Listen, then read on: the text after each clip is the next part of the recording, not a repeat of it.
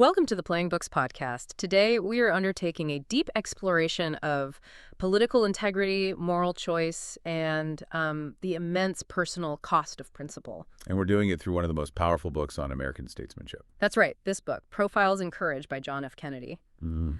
Our mission today is to really extract the most compelling, suspenseful, and profoundly practical knowledge from these historical accounts. Right. We want to understand what true leadership looks like when it risks everything. Exactly, and how those decisions, which were made under unimaginable pressure, can maybe improve and enhance our own lives. It's a phenomenal study. I mean, this book, published back in 1956, it really stands as this profound testament to the idea that courage isn't just for soldiers on a battlefield. No. It is perhaps even more essential in the, often murky, complex, and sometimes unforgiving arena of politics. And the story of how it was written is key, isn't it?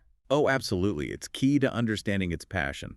John F. Kennedy, who was a relatively young senator himself at the time, he wrote it during a period of forced convalescence. After that serious spinal surgery in the winter of 54, 55? Exactly. He was confined, and he was reflecting intensely on history and asking himself a really fundamental question. That was. What truly defines a great senator, as distinct from just, a successful politician?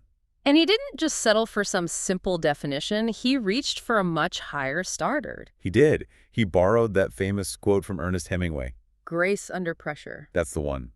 He defines courage in the introduction as simply grace under pressure. In the book, it's not about the usual suspects, the founding fathers or presidents who led armies. No, it's about 8 very specific U.S. senators. Right. Men who risked their entire professional existence, their popularity, their reputations, their access to power. All because they chose to follow their own conscience over the intense pressures from their constituents or their political party.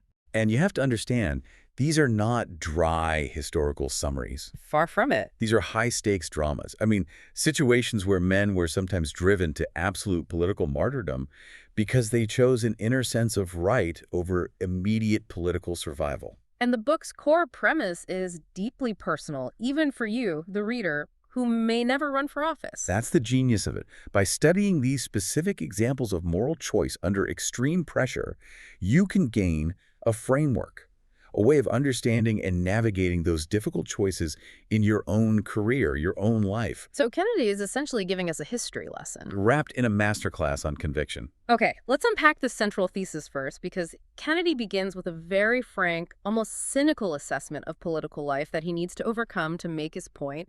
It's perpetually fashionable today to be deeply cynical about politicians. Oh, always. We hear commentators, columnists, just constantly decrying the lack of integrity, the self-interest, the spinelessness in Washington. But when you look at the source material, Kennedy points out that this kind of criticism is, well, it's absolutely nothing new. It's persistent. That's such a crucial observation. It is. Kennedy sources complaints that go way back to the very beginnings of the Republic. The book quotes an 18th century complaint about, quote, unreasonable delays and inefficiency in Congress. Sounds familiar. Doesn't it? And it also cites a 19th century cabinet member's diary entry stating, quite bluntly, that a majority of senators were small lights, mentally weak, and wholly unfit for their station. Wow. And then even closer to Kennedy's own time. Right.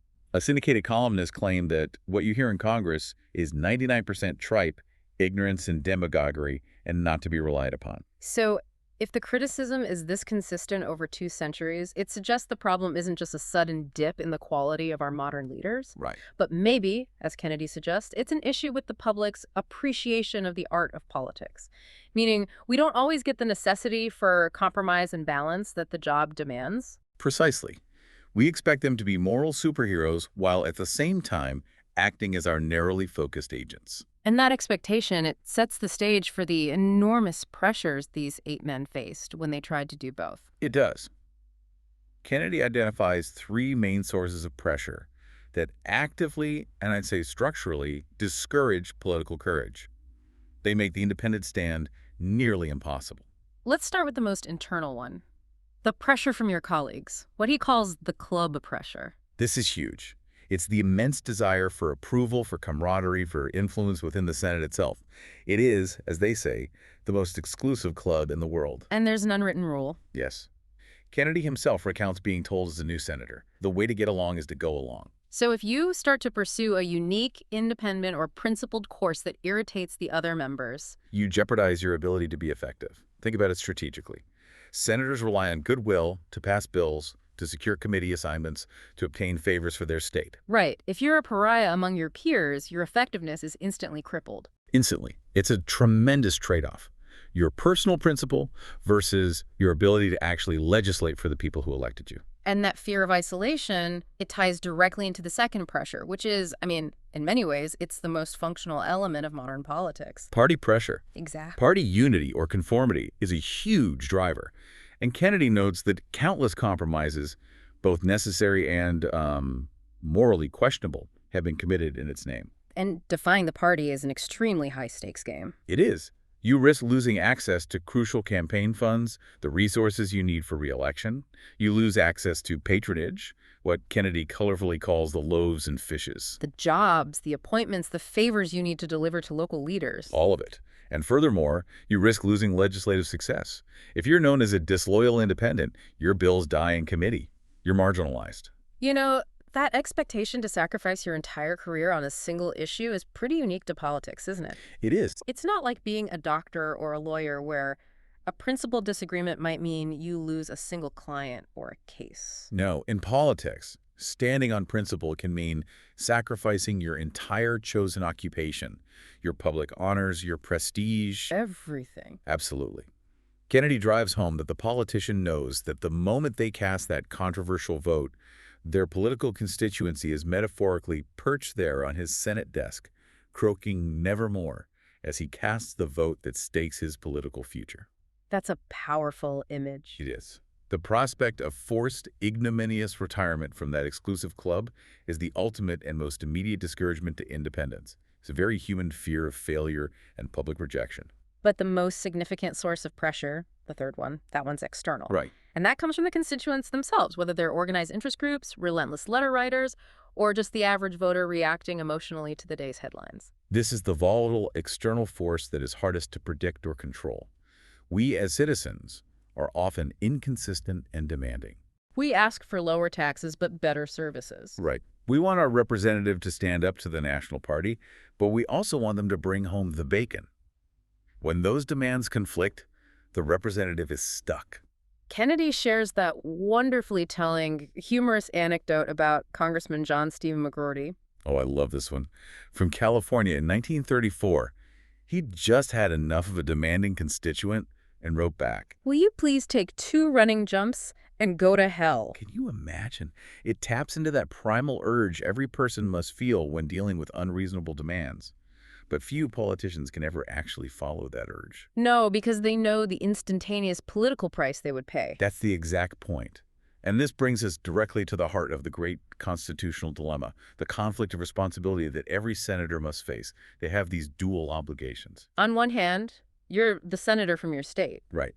Accountable to local interests, your party ties, the strict will of the constituents who put you there, you're their agent. But on the other hand, you're a United States senator. A member of a deliberative assembly for one nation. This sounds like an impossible tightrope walk. Is the representative just supposed to be a seismograph to record shifts in popular opinion? Kennedy firmly rejects that narrow view. He does. He argues that the narrow agent view puts too little faith in the people's ultimate wisdom. How so? Well, if representatives only followed the immediate, often emotional or short-sighted will of the constituents, they would serve no purpose other than validating local prejudices. They're elected for their judgment. Representatives are elected precisely because the voters had confidence in their judgment, exercised from a privileged position where they could better determine the best interests of the nation as a whole, filtering out local hysteria. So the courageous representative has to lead, to inform, to correct, and sometimes to simply ignore constituent opinion. It's an act of deep faith in democracy. Trusting that the people, once the dust settles, will ultimately honor courage and respect the principles that motivated the independent stand. Even if it costs the politician their job, it's an act of intellectual and emotional leadership. And this leads directly to Kennedy's key concept regarding compromise. This is the moral benchmark for all the profiles we're going to discuss. Yes. He concludes the theoretical discussion by drawing this essential distinction. We shall need compromises in the days ahead, to be sure, But these will be, or should be, compromises of issues, not of principles. We can compromise our political positions, but not ourselves. That's it. The moment a representative compromises their core self, they cease to be a leader and become merely a follower. So let's shift from the theoretical pressures and look at the first man who felt the full, devastating force of that constituent anger, John Quincy Adams. Right. His profile is set around 1803 when Washington, D.C. was still, what, a raw country village? Oh, very much so. And the Senate then was a vastly different place. The founders designed it explicitly to be insulated from public pressure. 6-year terms elected by state legislatures. Focused largely on treaties and appointments, they wanted it to be a quiet council of elder statesmen. Alexander Hamilton called it an antidote to local prejudices. But politics arrived quickly. Very quickly. Public galleries were authorized in 1794, and by 1803, the clamor was already beginning. Adams, in his very puritanical way, even complained about debating whether to admit the ladies to the floor. What was his reasoning? He argued that they introduced noise and confusion, Yeah. and debates were protracted to arrest their attention. That gives you a great image of Adams. Profoundly stiff, unbending, and highly moral. Yes, he carried a heavy sense of responsibility toward his creator into public life. He saw his duty not to the people's immediate wishes, but to a higher principle. And his career was just extraordinary. Holding more important offices than anyone else in U.S. history. Minister, senator, secretary of state, president, and finally congressman. Yet he was constantly frustrated. Constantly. Gnawed by a sense of failure. At age 45, he wrote in his diary, "I have done nothing to distinguish it by usefulness to my country and to mankind." His guiding star was his father's precept. The magistrate is the servant, not of his own desires, not even of the people, but of his God. This deep-seated Puritan integrity made him profoundly unsuited for narrow, self-serving partisanship. And that integrity led to an immediate clash with his party. Right away. Although he was elected as a Federalist from Massachusetts, he showed disdain for party lines from the get-go. He supported Thomas Jefferson's Louisiana Purchase in 1803. A huge slap in the face to his own party. Later, he courageously condemned British aggression in 1806, placing national interest above his party's sectional, pro-British sympathies in New England. So these actions made him irritating to his party. Very. But the final irreparable break came with the Trade Embargo Act of 1807. The tensions with Britain were boiling over. Especially after the Chesapeake Leopard incident, where the British summarily fired upon and boarded an American frigate, seizing sailors, Adams's patriotic instincts were inflamed. So he attended a Republican mass meeting, the opposition party. He did. And he helped draft a resolution pledging support to President Jefferson for any measures, however serious. So when Jefferson called for a nationwide trade embargo, a measure that Adams knew would be absolutely ruinous to his commercial state, Massachusetts. It was Adams who championed it in the Senate. Yeah. He wasn't just supporting a bill, he was signing his own political death warrant. And he knew it. He was entirely clear-eyed about the consequences. He told a colleague, "This measure will cost you and me our seats, but private interest must not be put in opposition to public good." He knew his Puritan state, centered on shipbuilding, fishing, and shipping, would just erupt in protest because the embargo literally idled their entire economy. And erupt it did, instantly. Adams was labeled a political heretic, a party scavenger, and one of Bonaparte's senators. And the sources detail the intense social isolation he endured in Boston. Yes, his own social circle, the elite families he grew up with, they turned against him.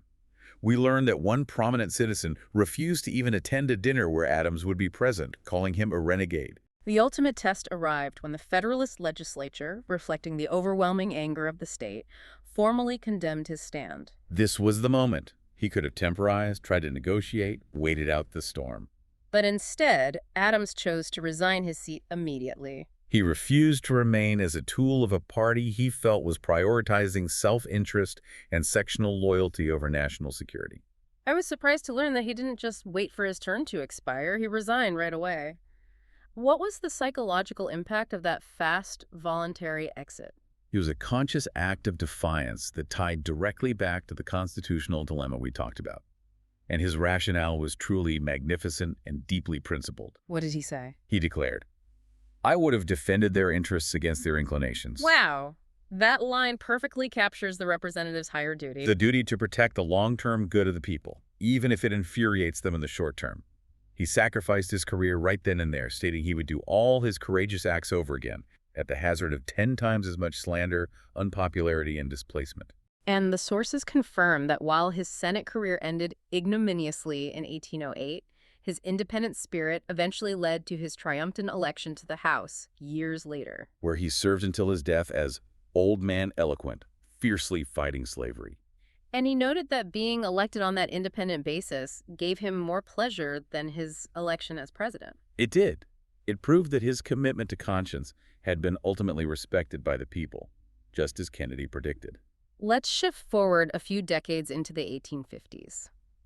We're entering the fateful decade leading up to the Civil War, a time when the choices made by individual senators became truly existential for the Union. This was the era of the Great Triumvirate: Henry Clay, John C. Calhoun, and Daniel Webster. And the profiles Kennedy selects here, men from strategic states like Massachusetts, Missouri, and Texas, they show us that personal political decisions had national, not just local, implications. Crucially, Kennedy uses this section to illustrate the two faces of political courage. Which The courage required for painful compromise aimed at conciliation, and the courage required for unyielding principle against a popular tide. Let's start with Daniel Webster and the courage of compromise. Webster was legendary. Oh yes, perhaps the most talented figure in congressional history. The ultimate orator known for his imposing appearance, that amorphous crag-like face with dull black eyes under the precipice of brows. His talents were immense, but Kennedy notes the flaw in the granite. His chronic financial dependence.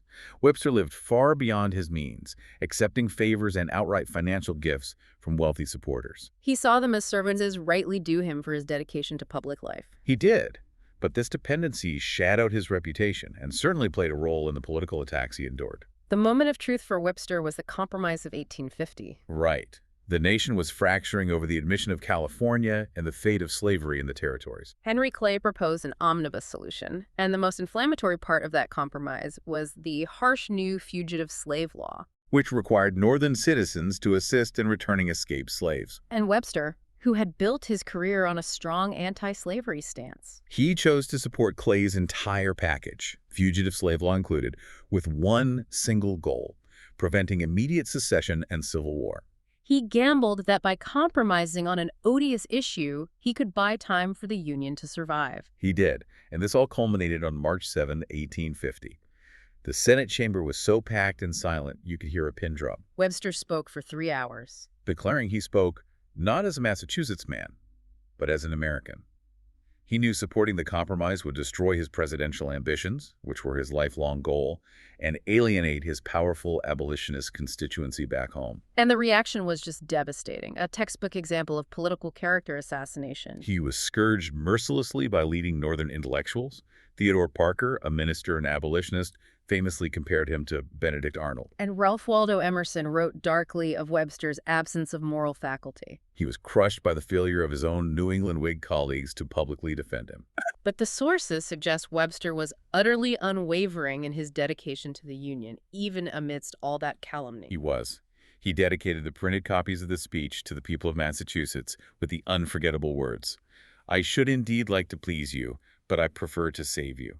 This illustrates the high-stakes moral calculus of compromise sacrificing one's reputation to postpone a greater disaster. And that postponement, historians argue, was critical.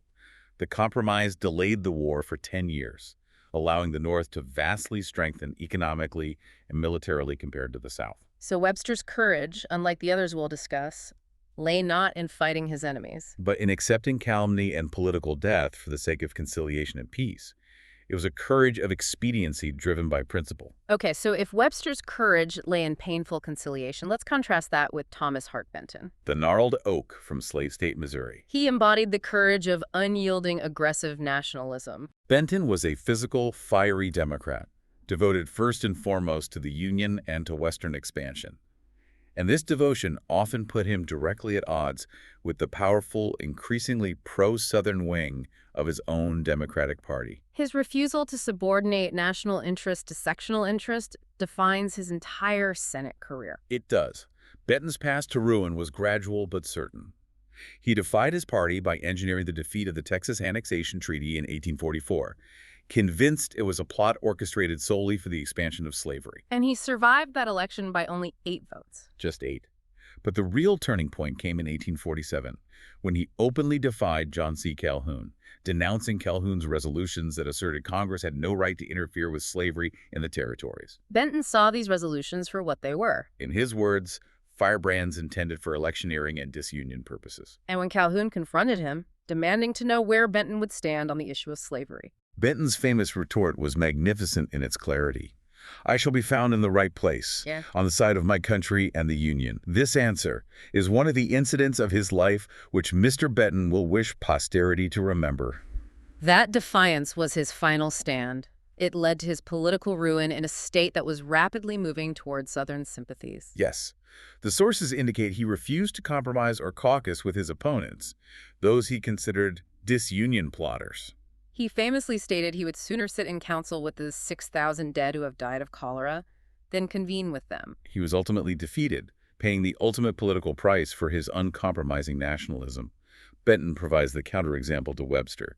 He was incapable of the strategic retreat necessary for political survival. He chose to attack the disunionists relentlessly, losing his political life but gaining a place in history as an uncompromising nationalist. And finally, in this crucial era, we have Sam Houston. The larger-than-life figure of Texas independence, the magnificent barbarian. Known for his rugged, eccentric dress, his whittling on the Senate floor, and his underlying sadness. Houston was a Southerner who maintained an absolute fierce loyalty to the Union. He viewed the Missouri Compromise as a solemn and sacred compact. He did. And Houston's single most crucial stand came in 1854 when he cast his vote against the Kansas-Nebraska bill. A measure proposed by Stephen Douglas that explicitly repealed the Missouri Compromise. Right. Repealing the compromise opened new territories to the possibility of slavery, a move Houston knew would inevitably lead to further sectional conflict and potential war. In overwhelmingly pro-Southern Texas, this vote was immediate political suicide. Oh, absolutely. The newspapers erupted, calling his vote treachery, and the Texas legislature formally condemned his stand. His reply was simple and absolute. I know neither North nor South. I know only the Union. And despite losing his Senate seat due to this principled defiance, his standing was so profound that he ran for governor as an independent on a pro-union platform in 1859 and won. He did. But his courage was tested again when Texas seceded in 1861. As governor, Houston refused to take the oath of loyalty to the Confederacy. When the Ordinance of Secession was adopted, he stalked into the convention hall silently. A powerful symbol of resistance for the few who still opposed secession.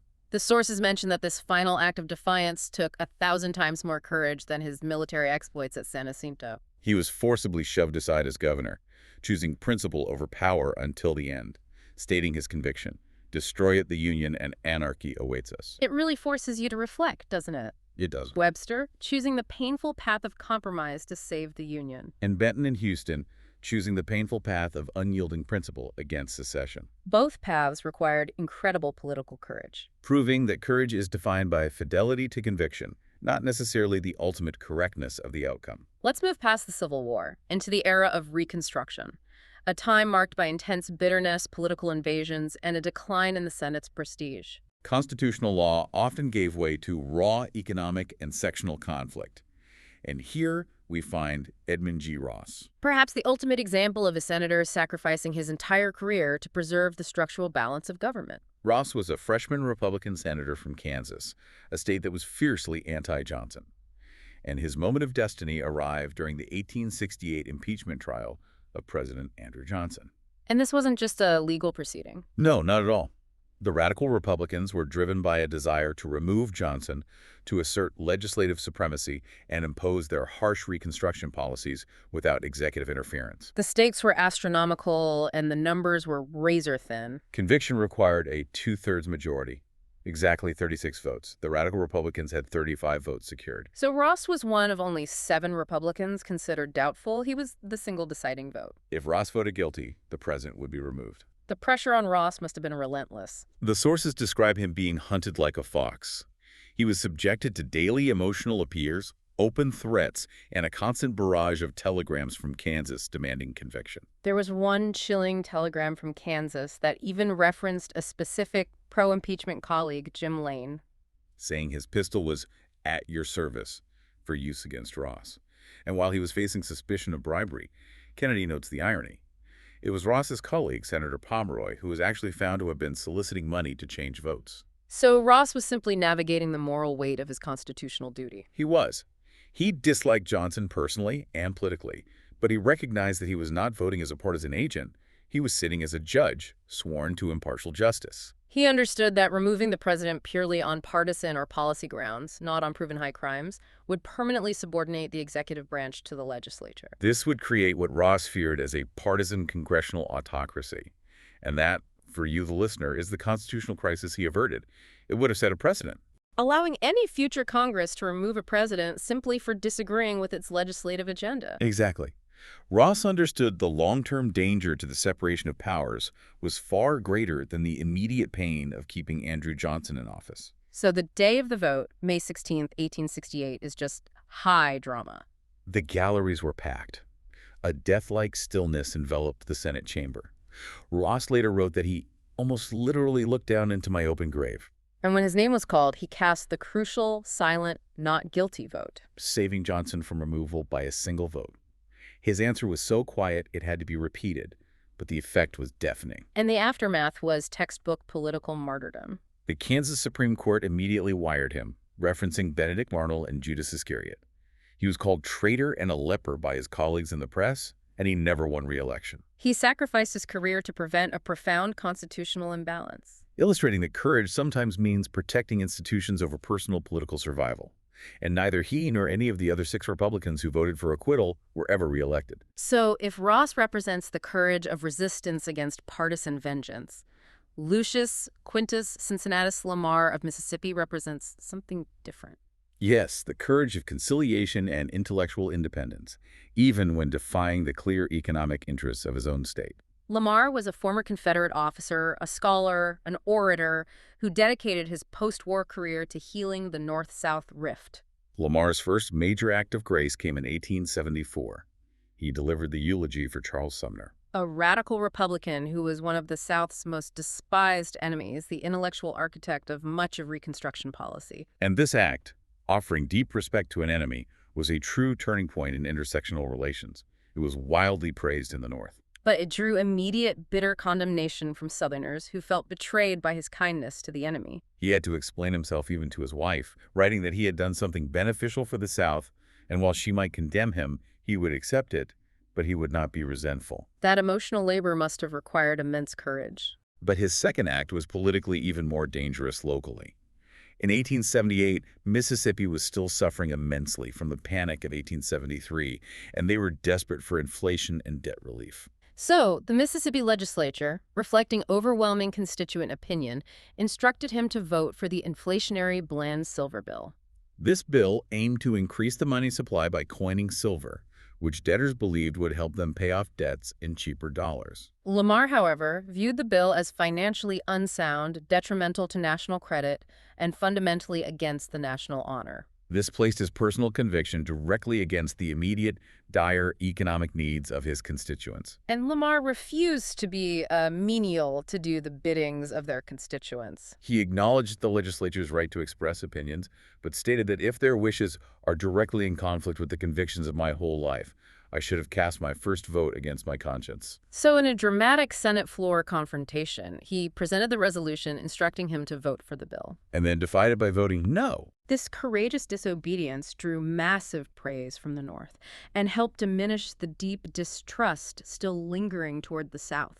Yes, Harper's Weekly noted that he voted against the strong and general public feeling of his state, while his former chieftain Jefferson Davis publicly condemned him, Lamar took his case directly to the people of Mississippi. arguing that he was in a better position at the topmost mast of government to see what was best for the country as a whole. And his sincerity and courage ultimately paid the highest political dividend. Unlike Ross, Lamar won out. The people of Mississippi rewarded his independence by re-electing him overwhelmingly, which paved the way for his later career as Secretary of the Interior and, ultimately, Justice of the Supreme Court. Lamar proved that fidelity to honest convictions, clearly explained, can ultimately earn sustained respect. Yes. Moving into the 20th century, the political arena changed fundamentally. We see the rise of mass communication, expensive, mechanized politics. Making it even harder to pursue unpopular courses. And George Norris, the fighting liberal from Nebraska, faced these modern pressures head-on. Norris started as a staunch conservative Republican, but he gradually grew disillusioned by machine politics.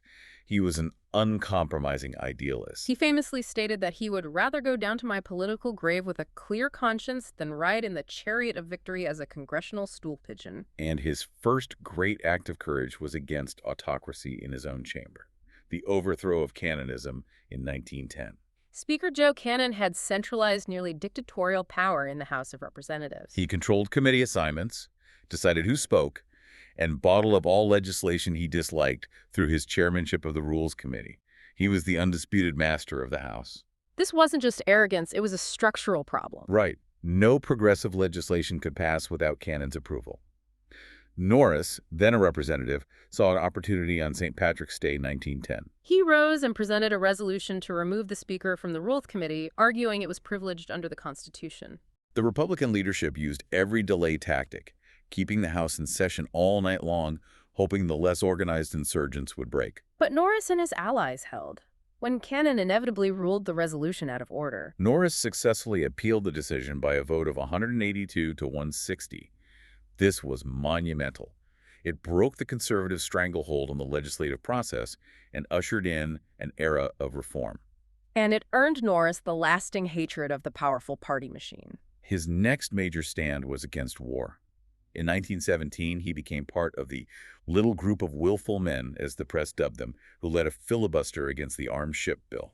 This bill authorized President Wilson to arm merchant ships against German U-boats. And Norris strongly believed the bill was an unconstitutional step toward a war promoted by big business and presidential manipulation, and that the grant of authority was far too broad. The political isolation was immediate and intense. The House voted 403 to 13 in favor of the bill, and his own Nebraska legislature passed a unanimous resolution pledging support to President Wilson.